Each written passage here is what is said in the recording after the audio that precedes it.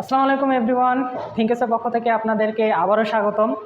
আমরা গত ক্লাসে বিভিন্ন কনসেপ্ট নিয়ে আলোচনা করেছিলাম। আজকে সে সকল কনসেপ্টের উপরে কিছু ম্যাথমেটিক্যাল সলভ করব।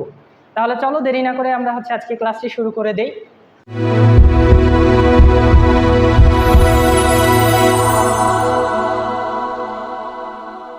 তাহলে তোমরা বোর্ডে দেখতে পাচ্ছ যে প্রথম ম্যাথটি বলা হয়েছে যে 100 গ্রাম ভরের একটি বল আনুভূমিকভাবে দেওয়ালের দিকে ছুঁড়ে মারা হলো, একই বেগে বিপরীত দিকে ফিরে এলো। দেওয়া আছে v = 5 মিটার পার সেকেন্ড। এখন বলা হয়েছে ভরবেগের পরিবর্তন কত।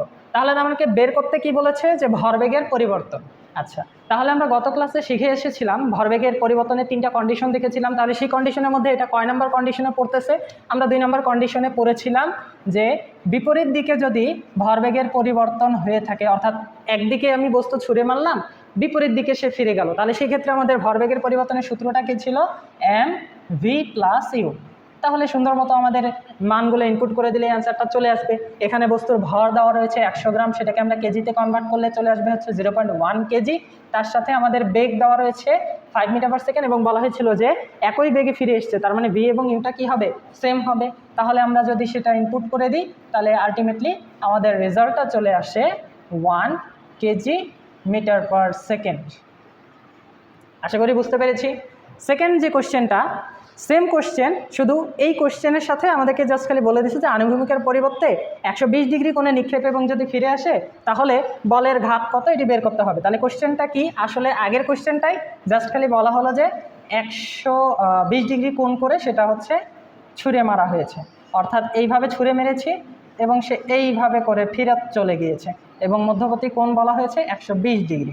আচ্ছা, তাহলে এখানে আমাদের ভর কত? আগেরটার মতোই 100 গ্রাম এবং একই বেগে, অর্থাৎ ভি বেগে এসেছিল, ভি বেগে ফেরত চলে গিয়েছে। তাহলে এই কনসেপ্টের ক্ষেত্রে আমরা গতকাল ভরবেগের পরিবর্তন দেখেছিলাম, কিন্তু আমার কোশ্চেন বলছে বলের ঘাত। কিন্তু আমরা গত ক্লাসে কি করলাম, যে বলের ঘাত এবং ভরবেগের পরিবর্তন কি একই জিনিস, অর্থাৎ জে = ডেল পি। এবং এই সূত্রের জন্য আমরা ডেল পি = কি লিখতে পারি? m√v² plus u² plus minus হবে এখানে মাইনাস uv cos 120 ডিগ্রি। তাহলে আলটিমেটলি এটির অ্যান্সার আমাদের কত আসবে? এটির অ্যান্সার মানগুলো ইনপুট করে দিলে আমাদের অ্যান্সারটা চলে আসবে। তোমরা দেখে নিবে, এটা বাড়ি কাজ দিয়ে দিলাম। এরপরে দেখো পরের যে কোশ্চেনটা, 100 কেজি ভরের একটি ব্যক্তি লিফটে 2 মিটার পার সেকেন্ড মন্দনে নিচে নামছে। তাহলে লিফটের ওজন মেশিনে ব্যক্তির ওজন কত হবে? লিফটের ওজন মেশিনে ব্যক্তির ওজন কত হবে এটি বের করতে হবে। কিন্তু তার আগে আমাদেরকে লিফটের কনসেপ্টগুলো একটু জানা থাকা লাগবে। তাহলে চলো আমরা আগে লিফটের কনসেপ্টগুলো জেনে ফেলি। তাহলে আমরা একটু সাইডে লিফটের কনসেপ্টটা জেনে ফেলি। এটা মুছে দিলাম, তোমরা এটি বাড়ির কাজ করে ফেলবে।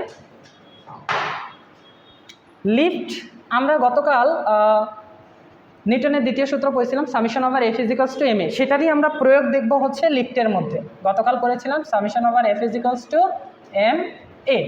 আচ্ছা, তাহলে লিফটের আমরা ফার্স্ট কন্ডিশন দেখি। ধরো একটা লিফট, সেটা কি উপরের দিকে উঠছে। কোথায়? উপরের দিকে উঠছে। লিফটের একটা ওজন রয়েছে, যদি এর ভিতরে বস্তু বা ব্যক্তি থাকে, টোটাল ভর সহ আমরা ওয়েটটা কাউন্ট করব, সেটা সবসময় নিচের দিকে কাউন্ট করবে। এবং লিফটকে একটি তার দ্বারা উপরের দিকে এফ বল প্রয়োগ করা হচ্ছে। এই এফ বলে, প্রযুক্ত বলে লিফটটিকে উপরে উঠানো হচ্ছে। তাহলে এখন কথা যে এই ক্ষেত্রে আমাদের এফ প্রযুক্ত বলটা কি হবে? তাহলে আমরা জানি, যেহেতু আমাদের আলটিমেটলি লিফটটা উপরের দিকে উঠতেছে, নিউটনের দ্বিতীয় সূত্রে লিখতে পারি F = ma।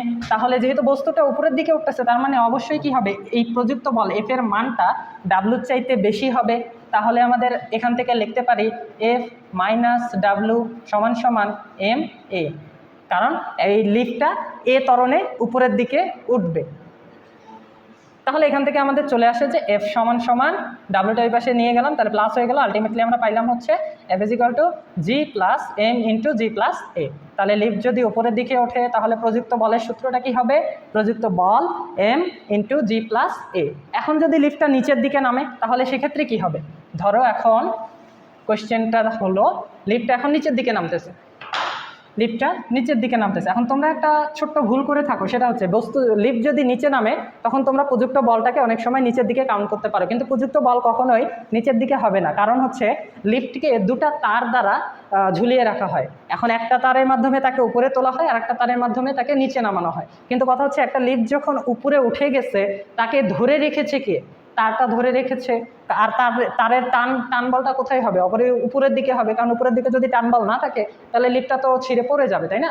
এই জন্য আমাদের প্রযুক্ত বলটা কিন্তু উপরের দিকেই থাকবে। কিন্তু এখানে ডাব্লুর মানটা নামার ক্ষেত্রে আমাদের এফ এর চাইতে ডাব্লুর মানটা আমাদের বেশি হবে। এটা হচ্ছে মেশিন দ্বারা সিস্টেম ওয়াইজলি করা হয়ে থাকে।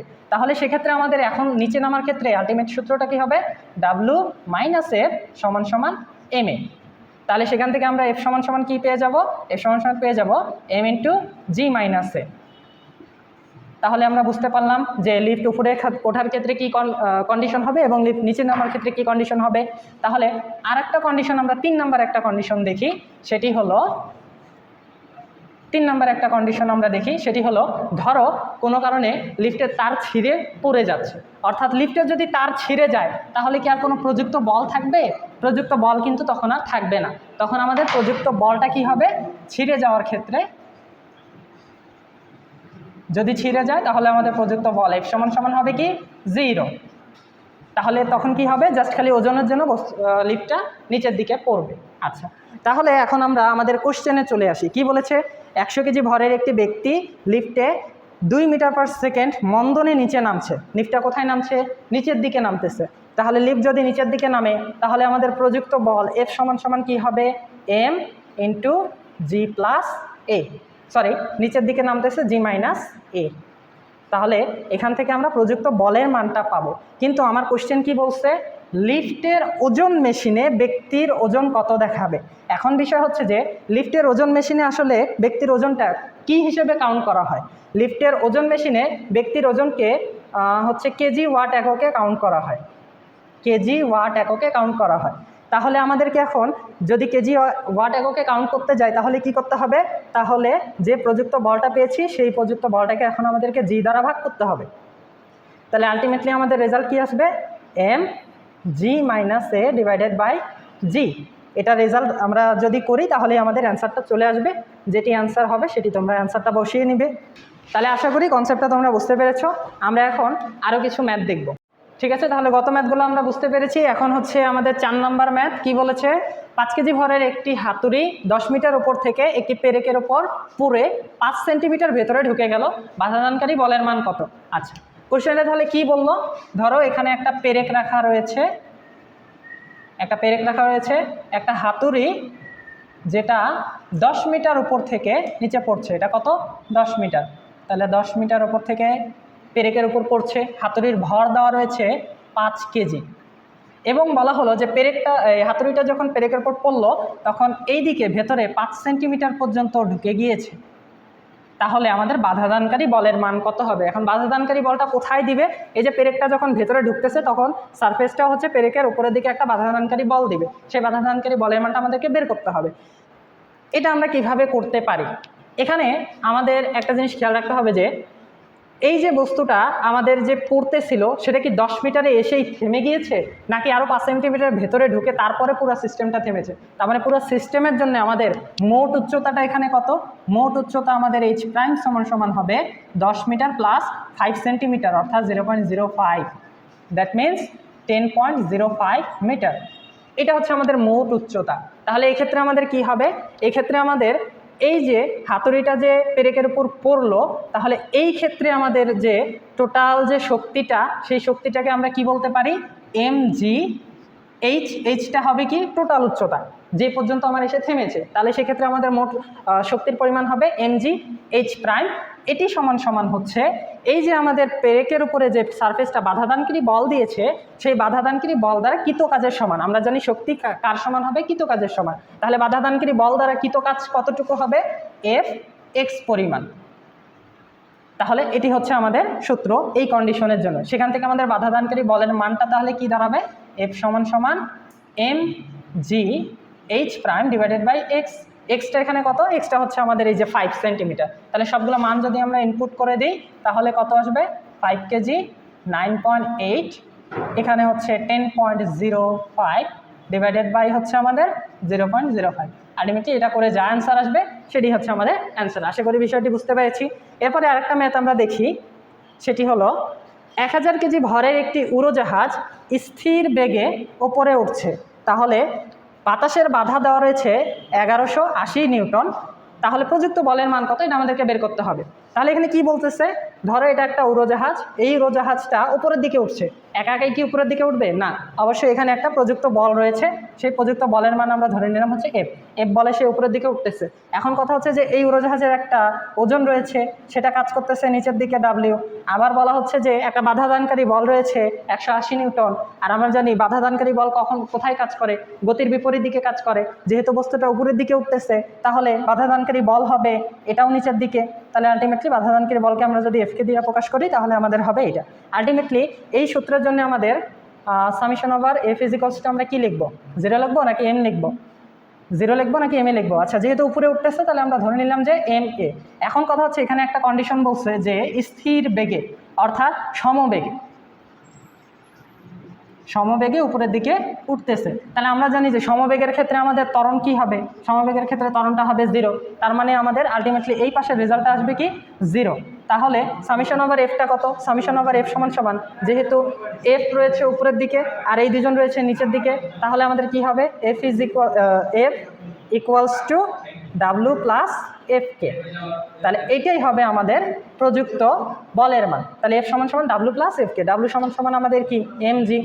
আমাদের উড়োজাহাজের ভর দেওয়া রয়েছে কত 1000 কেজি, এবং তার সাথে আমাদের বাধাদানকারী বলের মান কত, বাধাদানকারী বলের মান হচ্ছে 1180 নিউটন। এগুলো যদি ইনপুট করে দিই তাহলে আমাদের রেজাল্টটা চলে আসবে। বাট এখানে একটা কনফিউশন রয়েছে, সেই কনফিউশনটা কি, অ্যান্সারটা তো খুব সহজেই আমরা বের করে ফেললাম যে এটা হচ্ছে আমাদের অ্যান্সার, প্রযুক্ত বল হচ্ছে এটা, কিন্তু অনেক সময় দেখবা যে এমসিকিউ এর ক্ষেত্রে এই অ্যান্সারটা দেওয়া রয়েছে 0। কেন 0 দেওয়া রয়েছে এমসিকিউ এর ক্ষেত্রে? কারণ summation over F is equals to 0 এই সূত্রটা আমাদের কখন হয়, এটা হয় প্রথম সূত্রের ক্ষেত্রে। আর প্রথম সূত্রে কি বলা হয়েছে, প্রথম সূত্রে আমাদের বলা হয়েছে প্রযুক্ত বল যখন 0 হবে তখন আমাদের ক্ষেত্রে summation over F is equals to 0 হবে। ঠিক আছে, সেই ক্ষেত্রে কিন্তু আমাদের অ্যান্সারটা আবার আসে হচ্ছে 0। কিন্তু আমাদের এখানে যে কোশ্চেনটা রয়েছে সেই কোশ্চেনের তাত্ত্বিক আলোকে যদি আমরা ব্যাখ্যা করি তাহলে আমাদের অ্যান্সারটা হবে হচ্ছে এইটা। কিন্তু এমসিকিউ এর ক্ষেত্রে যদি আমরা প্র্যাকটিক্যালি চিন্তা যদি আমরা করি তাহলে প্রযুক্ত বল মানে প্র্যাকটিক্যালি এখানে কি বলছে যে স্থির বেগে উপরের দিকে উঠতেছে, এখন উপরের দিকে তো উঠতেছে, তার জন্য তো অবশ্যই একটা বল দিতে হবে, সেটা হচ্ছে আমাদের প্রযুক্ত বল। এখন আমাদের প্র্যাকটিক্যালি এখানে কি দাঁড়াচ্ছে যে প্রযুক্ত বল এবং হচ্ছে আমাদের এই যে ডাব্লু প্লাস এফ কে, এটা হচ্ছে আমাদের সেম হয়ে যাবে। আর সেম হওয়ার মানে কি, অর্থাৎ কোথাও একটা স্থির অবস্থায় দাঁড়ায় রয়েছে। আসলে কোশ্চেনটা প্র্যাকটিক্যালি চিন্তা করলে আমাদের 0 হয়, আর তাত্ত্বিকভাবে চিন্তা করতে গেলে আমাদের অ্যান্সার আসবে হচ্ছে এইটা। ঠিক আছে, আশা করি বিষয়টা বুঝতে পেরেছি।